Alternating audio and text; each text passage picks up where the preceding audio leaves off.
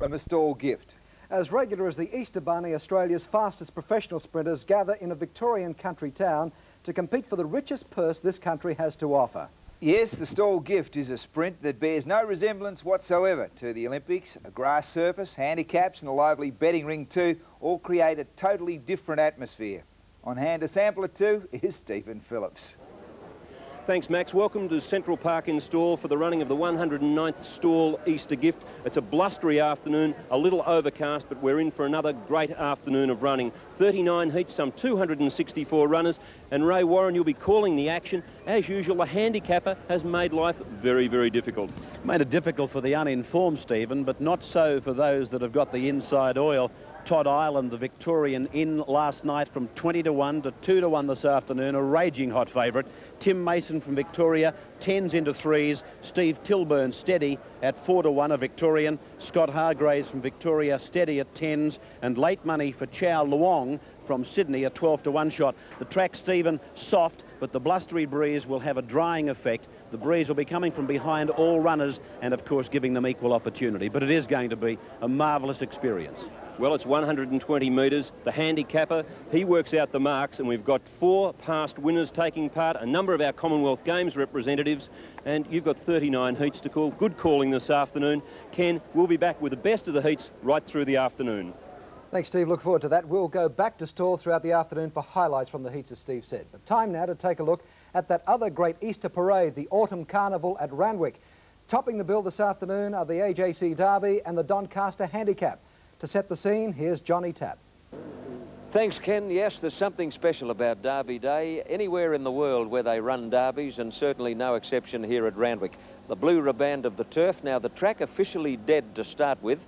They had a heavy downpour on Thursday night, which put them back a few cogs, but a terrific drying day yesterday and no further rain overnight. Now, a couple of well-educated racing people believe that if the weather stays fine, this track could be good by the time the Derby comes around. And Ken, you've heard the same opinion. Exactly the same story, John. A lovely Derby for Stylish Century. The good track, straight out in front, and they won't catch him.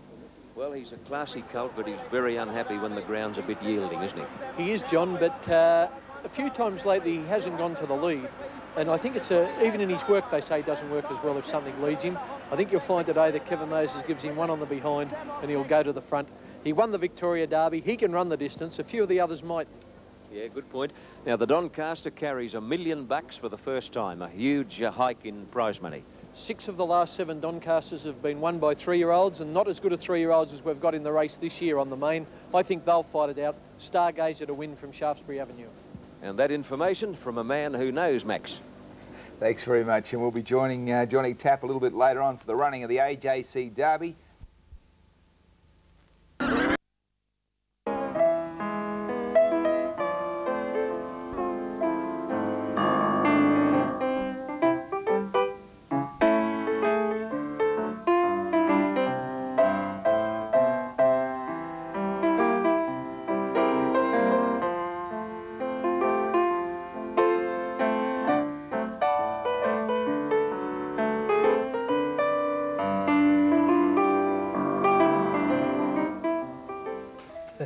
Tappy, you kill me. Jelly roll, Johnny Tapp tinkling the ivories very shortly. He'll be back on the mic for his big call of the AJC Derby.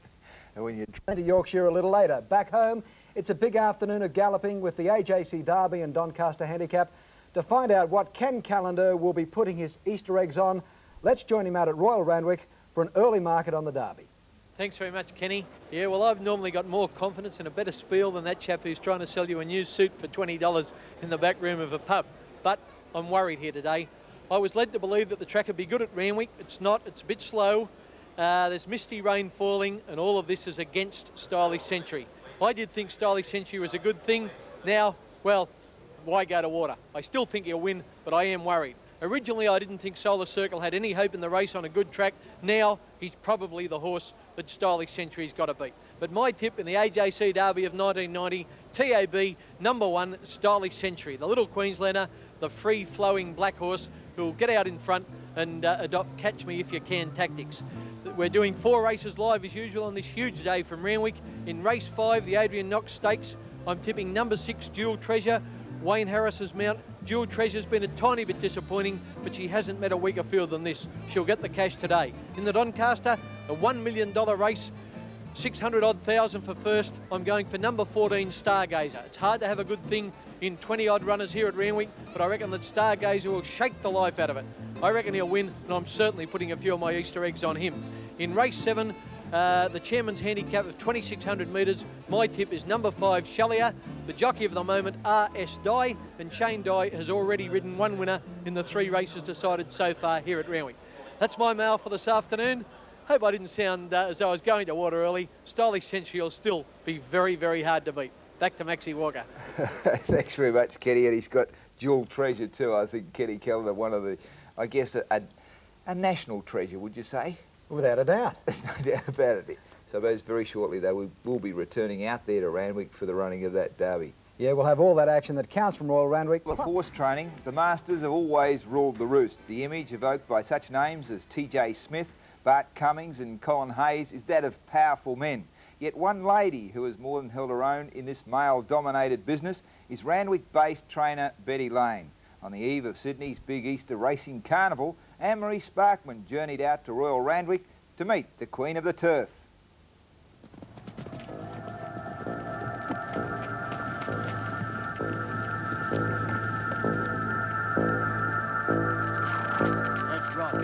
It's 5:30 a.m. and in the heart of the Randwick racecourse, Betty Lane is holding court. Perched on top of her tiny pony, this racing institution is calling the shots. Half pace in 1600 and 3/4 800. And keep them together. Whatever you do. Australia's top female trainer, this pioneer was making it in a man's world before women's lib had been invented. Little Avalanche will, if you see him, turn come to here and then I'll work out how she is. The kid who hung around her grandfather's stables became the girl who would win Sydney Show Rider, and then the woman who would rock the establishment by applying for a trainer's licence way back in '62. It was a long while ago. It was, really 30 years ago now. And their attitudes have changed. They just said it wasn't their policy to licence women. Were they shocked when you asked her? What was the reaction? Oh, I think so. A bit of spluttering and tapping, tut, you know. So I was determined, stubborn. I wanted to be a racehorse trainer. And they said the only way I could do it is to go to the country. So I packed up ports and went to the country. Simple as that. Just did it. She's good patient. It was at Geary near Dubbo in New South Wales that Betty linked up with a pretty handy jockey by the name of Tiger Holland. They would become a legendary partnership. He's my secret weapon in training. He's the best thing I've ever had as far as training because he has got this incredible feel for horse. And as I say, he's invariably right. That's nice to hear, Tiger. Yeah, flattering. And you know it. This horse today. Yes. But in the beginning, times were tough. Did everything, virtually. We had a photography bit at the same time. We'd go to the races and take the photos. Betty'd ride the float, I'd ride. If I didn't ride, I'd broadcast. We'd make a quid some way anyway. The lean patch passed. In 1973, Betty would win the Western District's Trainers' Premiership, the first of a hat trick. Aha, number 13. Like number 13, lucky number. In '76, she was finally granted a metropolitan licence. With Tiger, the trailblazer came home to Randwick. Where are my specs, anyway? The specs? Yeah. Perfect husband, look, got everything for you. That's what you think, thank you. Hang on, what about this anyway? Race 2. What do you got? Yes. You want him to lead? I'd say it depends on the track. I'd say it's going to be that heavy, and we have to down there. Up to you, Rodney. It just depends how they, when they jump, what happens, how they go. Winning is Betty's bread and butter. Her success story continued in Sydney, even against the might of the millionaire stables. I reckon a good horse can make a good trainer, and it takes a good trainer to make a crock and get up and win, and that's a good trainer to make. Betty can do that? Betty can do that. She doesn't get the $1 million horses or the $100,000 horses. She gets horses that I breed and other breeders breed and races and gets results. In '88, we got 25 horses in prize money, which is not real bad for a little trainer. Yeah, it's going okay, but as I say, Stephen always gives you a heart attack. Loyalty matters to this matter-of-fact marvel. In return, the straight shooter is always honest, even if it hurts. Go, no, she's chopped off. There's no room for her. Go, push, little girl. Get chopped through. Can't get through. You have to tell them the horse is no good if it isn't any good, but they don't like it. Tiger was saying before you could tell them anything else was no good. Oh, you can tell them their wife's ugly or their children are deformed, but never tell them their horse is no good. Betty is justifiably proud of her stable's track record. More than 500 winners in the bush, some 250 in the city. Even a second in the Golden Slipper in 1978 with Smoky Jack. No fancy formulas, just hard work. 30 years' experience has taught her one major lesson. This is the boss, the horse. The horse tells me, then I tell the clients. I can't decide what the horse wants. Well, I do. I program and I plan the work. But basically, the horse is the boss. They tell us. There are now many female trainers operating in Sydney, but only the Queen has a Grade 1 licence. I'm afraid I'm not a very good headmistress. A lot of the owners don't like my short back and sides I give them. Her affection for these thoroughbreds is obvious. She's gentle with her horses, but too soft, not a chance. You have to work a horse. They're an athlete, and you have to treat them as an athlete. And if you train as an athlete, this isn't to say, oh, poor thing's tired, it's blowing. It's much crueler not to work it and get it fit and get it breathed and get its muscles built up. Because they still have to go out in a race. And it is cruel if you're too soft on them. So after 30 years of struggles and sunrises, you'd think that Betty and Tiger would be easing up. What about taking a holiday together? That might be nice. Oh, we've had one. We've been married for 29 years. We had one holiday once for 5 days together. And what was that like, Tiger? Well, it was funny. It was funny. Betty slept all day and I just walked around. Didn't know what to do with myself. With Sunday Island, wasn't it? Yeah, it's been a long reign at Randwick, but the Queen of the Turf and her consort Tiger will be around for a while yet. Run down, run late. Oh, okay. Come on. Oh, Tiger. Betty and Tiger, salts of the earth, they really are, aren't they? Yeah, it's terrific. I suppose when you put that much commitment into doing what they obviously love, you just love to see them be successful all the time. But no more holidays. No, you get bored, don't you, Tiger? Time now to catch an update on all the action that counts. It's over to George Sanikian at the sports desk.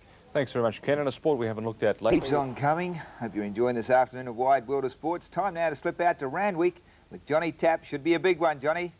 Yeah, great race, Max. The Tui's AJC Derby, $1.3 million in prize money. First run in 1861, coincidentally the first year of the Melbourne Cup. So those two great races share something.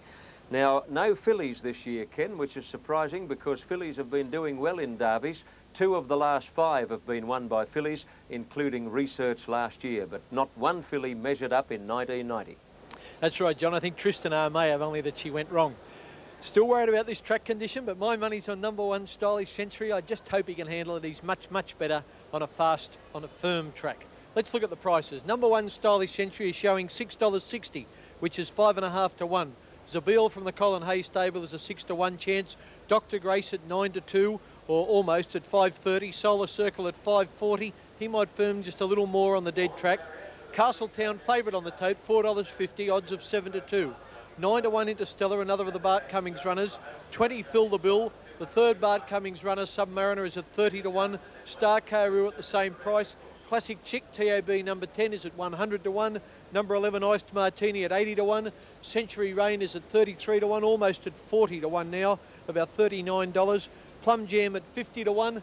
And the bottom one, Tyburn Tree, the best thing about him is his jockey Peter Cook. He's out to 200 to 1. And Magnolia Hall was a scratching this morning.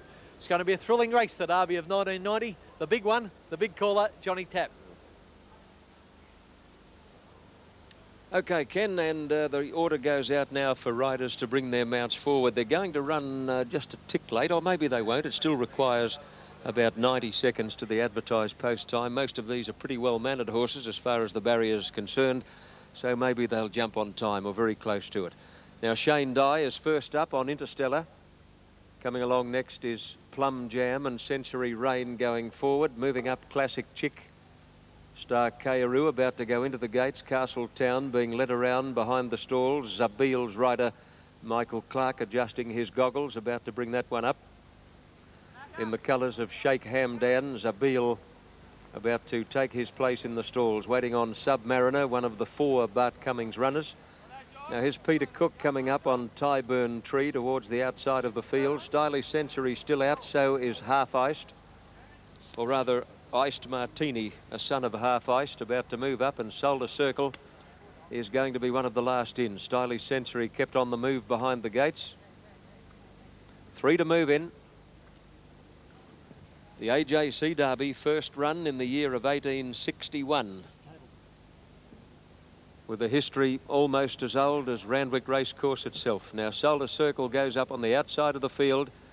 Iced Martini and Ken Russell coming up to start from the extreme outside barrier. And now they're all set and ready for a start.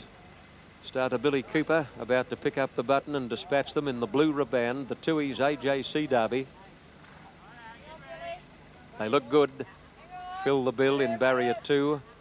Couple of riders not happy. They're calling out to the starter. Stalls open and they're off and running in the Derby, and one of the first out, Plum Jam, but Stylish Century is heading straight for his favourite role of pacemaker. Tyburn Tree and Castletown are prominently placed, and so is Dr. Grace, followed by Classic Chick, Fill the Bill, Zabeel, and then Solar Circle, and a couple of lengths away Submariner, followed by Star Kayaru, Century Rain.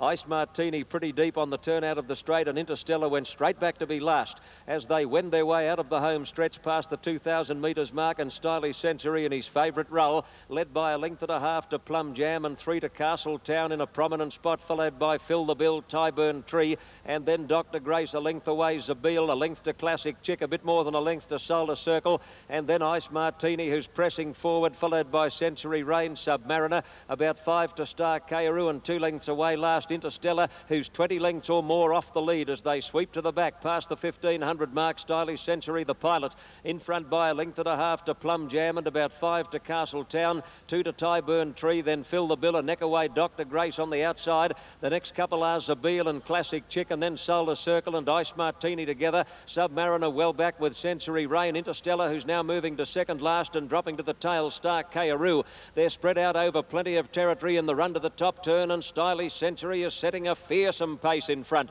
led by 2.5 on Plum Jam and 4 to Castletown, 2 to Dr. Grace, who's had a good run, then Fill the Bill, followed by Zabeel. Classic Chick is 3 wide around that turn, a gap to Solar Circle under some pressure this far from home, and then Submariner, followed by Ice Martini, Tyburn Tree dropping out of it, and then Century Rain. Interstellar will have to do a terrific job to win from there, and Star Kayaru back at the tail as they come to the 600 metres mark, and Stylish Century is a mile in front. Stylish Century by 3 lengths on Plum Jam, 2.5 to Castletown, who's starting to plug on doggedly, and then Dr. Grace and Zabeel. Fill the Bill under pressure, so is Solar Circle. Well back Submariner, Classic Chick, and then Ice Martini and Century Rain. Interstellar can't win. Into the straight, Stylish Century well clear coming over the rise, led by 4 lengths on Castletown. Dr. Grace running on gamely, and then Zabeel and Solar Circle to the 200 mark. Stylish Century the leader. Here's the danger. Dr. Grace on the outside going after Stylish Century. Stylish Century still in front. Dr. Grace inch by inch is wearing him down. Dr. Grace grabs the lead from Stylish Century. Jimmy Cassidy goes for home, and Dr. Grace comes away to win the Derby. Dr. Grace beats Stylish Century, 3rd Solar Circle, Castletown 4th, and 5th is Zabeel. A long way back Plum Jam, followed by Classic Chick and Fill the Bill. A mile back Century Rain, Star Kayaru. At the head of the others, Ice Martini, Submariner, Interstellar never in the race, and tailed off is Tyburn Tree in the Tui's AJC Derby 1990. Dr. Grace, Jimmy Cassidy, has hit him for 6 in the AJC Derby. Number 3, Dr. Grace, to pay $5.40 and $1.90. Number 1, Stylish Century, Gallant in defeat, Kevin Moses, $2.80. And 3rd, and number 4 will get 3rd, and that was Solar Circle, J. Marshall, a place dividend of $1.90. Well, he hit him to the covers, Ken. Yes, John, a great performance by Dr. Grace. He outstayed Stylish Century. We see Stylish Century here leading in the bright green colours. I thought he was going to win, but Dr. Grace just kept coming and coming. And the horse favoured by the wet out wide, Solar Circle, he kept coming too, but he was no match for the first pair. You can see Cassidy just keeping Dr. Grace going, whip in his right hand, Moses in the whip in his outside hand, trying to be the first horse since the AJC Derby was switched to win both the Victoria Derby and the AJC Derby in the one season. It wasn't to be. Dr. Grace the winner, all honours are with him. 2nd, Stylish Century, and 3rd, of course, Solar Circle. John, a great derby. I'm sure the form will hold out for a long, long while. Thanks, Ken. That was Jimmy Cassidy's first win in the AJC Derby. It was Dr. Jeff Chapman's 2nd because he won with Maya Card in 1987. And congratulations to Mr. and Mrs. John Danoon, I. McCaskill and B. Mahane, the owners of a Derby winner. And you saw the Blue Riband live on Wide World of Sports. The correct numbers, 3, 1 and 4. Punters, Dr. Grace, $5.40 and $1.90. Stylish Century, second, was the front runner for quite a long time, $2.80. And Solar Circle came in third, $1.90. Kenny Calendar has a tip for Sydney Race 5, just missed there in that race, but it's number 6, Dual Treasures. Let's go to the AFL. 109th running of the stall Easter Gift, and so far we've seen nearly half the heats run. They've been the appetisers because what we believe to be the best runners are running late in the day. We're going to pick up the action though in the 5th heat. Dave Colbert, the Commonwealth Games long jumper, takes part. He's the back marker in the red, but Kerry McConnon in the blue is the one to watch, and Ray Warren is calling the race. There's the field for heat 5. And Dave Colbert, the Commonwealth Games long jumper at Auckland, is the back marker on 3 metres. Doherty of Canberra in the white, McConnon in blue, Tunin in yellow, Foreman in green, Bryant in pink, Griffiths black, and Weir out on 10 metres in the grey. That's Doherty just practising his getaway from the ACT. He starts off 5.5 metres. This man is Colbert, the Commonwealth Games long jumper, and quite a few of the Commonwealth Games team competing here at Stawell in 1990. And there's Kerry McConnon, 6th at Broadford, 6th at Balseba, 26 years of age on 6 3/4 metres, and trained by Eddie Armstrong, isn't it? Evan Armstrong. Evan Armstrong. Colbert in red, McConnon in blue. They appear to be the two that we're going to be watching very closely. Set.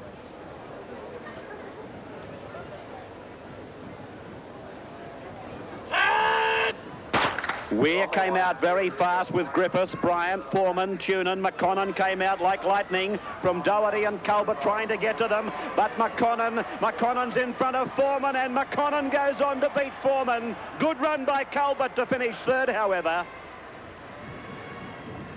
12.19 unofficial. Outstanding performance by Kerry McConnon.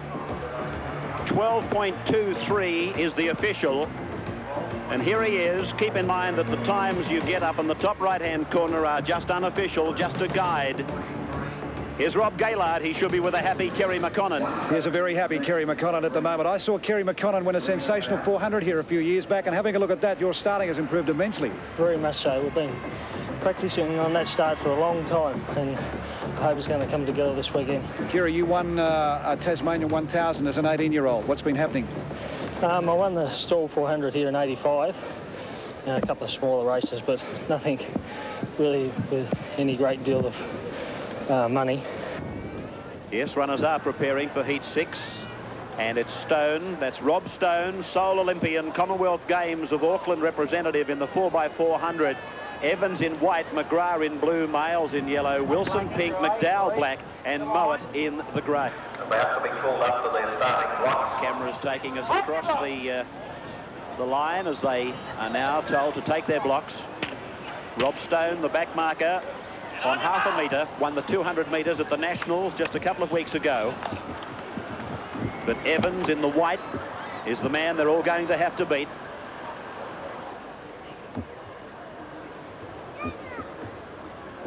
Heat 6.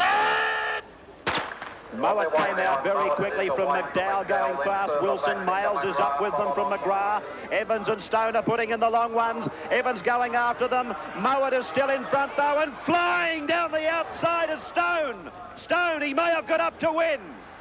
Oh, what a great run by Robbie Stone. Dual Commonwealth and Olympic Games representative.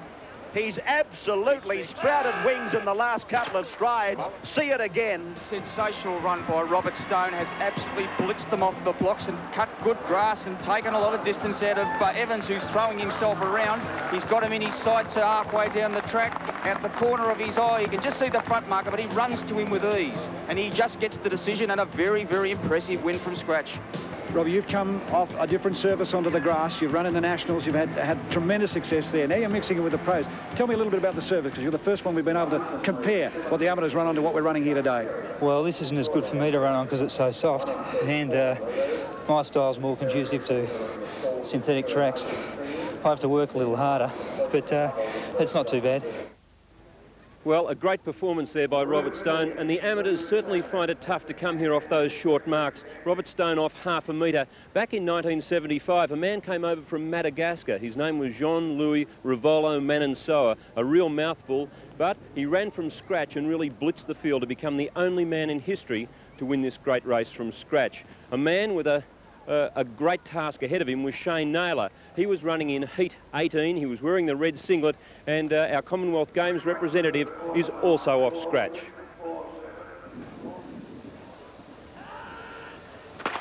And away, Nettleton and Lang came out fast. Naylor got out very smartly, not as quickly as Hopwood. Barclay's going strongly, but Lang is still in front. Barclay comes at them. Naylor, yes, he's got up to win the Commonwealth Games, lad. Naylor got in to win from Lang and Barclay. Very good run by the backmarker. Brilliant run from Shane Naylor from scratch there, and he's run something like 6 metres inside even time there, Chris, with the 12:45 run. He was quick off the blocks, and he's working hard, very hard here. He's caught the middle markers halfway down, and he's just relaxed, Chris. He's dropped his shoulders and just floating through. I wouldn't be surprised if Shane Naylor can improve a bit more. Yeah, there's a little bit there for Nugget Naylor, and I think he's going to do pretty well. It's a good run. Everyone likes to see the back markers get through. There's something about the red jacket. Here's Rob Gaillard now. Well, everyone does love to see the back marker get up, and Shane, the roar of that crowd as you headed towards that tape must have pulled out a little bit extra. Yeah, it did. I was happy to get up. I had a bit of trouble with injuries this week, but last night I saw my chiropractor, Fred Warwick, and he fixed me up, so I'm ready to run fast. Shane, having a look at you in the 70, you just started to really pick up and get motoring over the last 20 metres, which gave me the indication that we were going to get a big run out of you today. Yeah, well, I wanted to use the 70 as a warm-up, and, you know, I was coming towards him at the end, but I just ran out of space. Well, 12:45. Your style, explosive, the conditions would probably suit a runner of your type. Yeah, they do. Yeah, the track's good this year. It's better than it was last year. It's reasonably hard. I should run faster, I think. Well, the good judges here at Stawell reckon that Shane Naylor might just win his way through his semi-final and run off in the final about 10 to 4 on Monday afternoon. Well, Maxie, the first prize this year is $22,000. Back in 1878, the prize for one of the races was a pig. Second prize was also a pig, and third prize was a sheep. We've been trying to work out all afternoon how on earth you'd get them back from Stawell in those days before trucks. But while we're working that out, we'll come back a little later with more heats. Well, you'd have to hire a stagecoach or something like that, I guess. So we should mention, Ken, that we're going to have more heats this afternoon, the semis, and as Stephen said, the final on Monday should be terrific. But it is really the mecca of professional running. Yeah, it is, and it's good to see the red fellows come through. As I said, a back marker to win. I mean, he's doing on handicap, and that was a great run by Shane Naylor. And Stone. Stone did very, very well too. Yeah, Shane Naylor looking very good. And from rural Victoria, let's wing our way to up.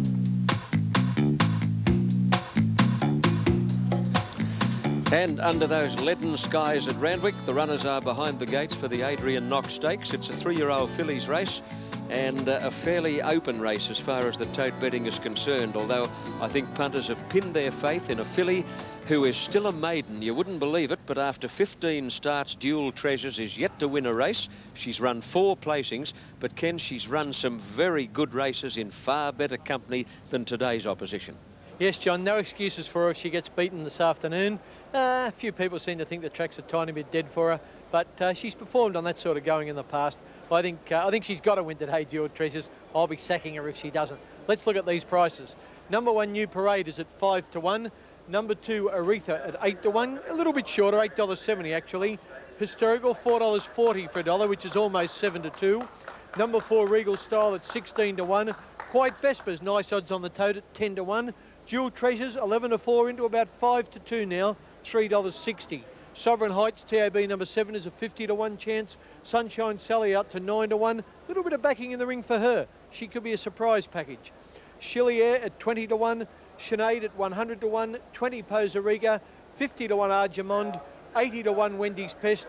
100 to 1 Magic Potion. And 100 to 1 the bottom one, Environment, who's ridden by Gavin Duffy. The favourite, Dual Treasures, showing $3.60, just ahead of Hysterical, showing $4.40, both for a $1 investment. To call the Adrian Knox Stakes, Johnny Tapp. Righto, Ken, the fillies are getting in for this, 2,000 metres the journey, and